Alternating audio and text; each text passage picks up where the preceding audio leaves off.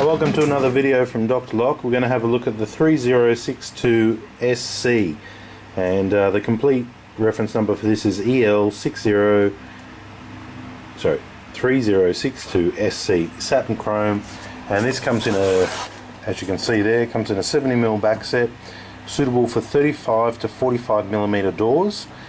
Okay, and this particular lock here is very common.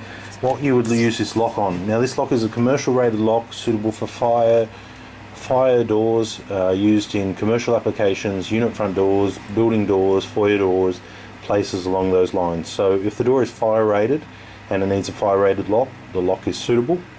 And this particular lock here, very commonly used around buildings, unit blocks, places like that, commercial office suites, all those type of things. I'll take you through the functions and show you exactly what's in the box. This lock does come as a knob, or it does come as a lever. The function here is called storeroom. The reason they call it storeroom is because it's always locked on the outside and it's always free on the inside. So although it's called a storeroom lock, you could use it as a server room lock, you could use it as a toilet lock, you could use it as a foyer door lock.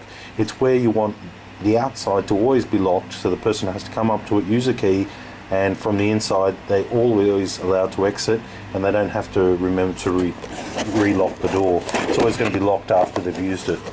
Now this one here is probably one of the most common ones we use. The reason being is because from this side here you've got the knob, and from the inside you have the lever.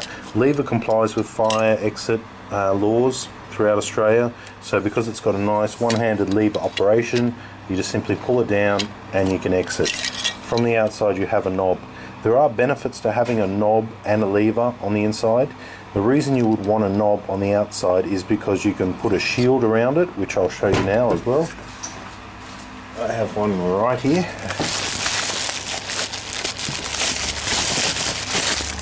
So here is the protective shield. In some of our other videos we've gone through and we've actually fitted this shield. I'm not going to fit it now, but this is a protective shield, and that would be installed on the lock like so, and would make your lock look like this. The reason being you would put that over the top is that when somebody comes along with their vice grips or so, it just rotates. They're on our lock shop as well. Protective sleeve, shield, spinner, they come on many different names. To install this you do need to remove the knob and then put it on, and then put your knob through the front. So the benefit of having a lock like this where you can have a knob on the front is that you can fit the spinner on as well, making it a very hard to penetrate type of lock. From the outside, to activate the lock, if you can imagine that this would be around like this, you've got your keyhole. To activate the lock you would need to turn the knob, turn the key, and then that would pull this section back here, which in turn would pull this latch back as well. On our lock shop we sell 60mm back set, 70mm back set, and 127mm back set, which is the three most common standard formats you will have on your door. When measuring your door for this part here, you need to measure from the edge of your door to the center of the hole. Okay, here's a bad example, but imagine that was the hole in the door where this lock body was going. You need to measure from the edge here to the center right here. That is how you find your back set. Three most common back sets are 60, 70 and 127. This lock comes in a standard 70mm format, which is commercial grade type format. You can also order it with a 60mm latch, and you can also order it with an extension to bring it up to 127. So just select that when you purchase it, and we can send you the right lock parts so that everything fits onto your door properly. Getting back to this lock here. Now this particular lock here is always locked from the outside. Even if you don't have a spinner or a shield on it, always locked. When you turn your key, it unlocks the door. Take your key out, it remains locked. From the inside, no matter what you do, it's always free to exit, and it's always free on the inside. To install this lock, you do need a 52mm hole, and you do need to install your latch. From there you simply pop this handle off. You pop this off, then you pop this shield off. Actually, I'll quickly just show you how that's done, because one moment, I'll just grab a tool.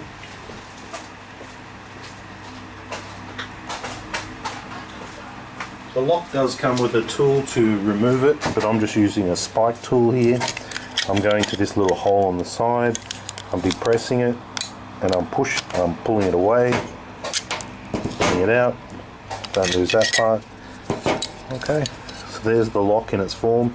Now you would set this by rotating this part here, allowing your latch, which is this part right here, to be centered. We want that to be centered about here. We don't want it to be hanging off the edge so it can fall off one day. We don't want it to be too far so it's getting crimped in there. We want it pretty much in the middle. So we would adjust the front rows like this by rotating it backwards and forwards. That's on a thread. Then we would connect our latch, which is called a bayonet fitting, which would then connect over the top here. And then we would separate these two parts here, simply by just pushing and putting it through here. You will find the screws in there. They're the two golden screws in the kit. There's one right there. That's the golden screw, two golden screws, 1 and 2. Then you would come over the top with this part here. And this part here, I'll just show you here.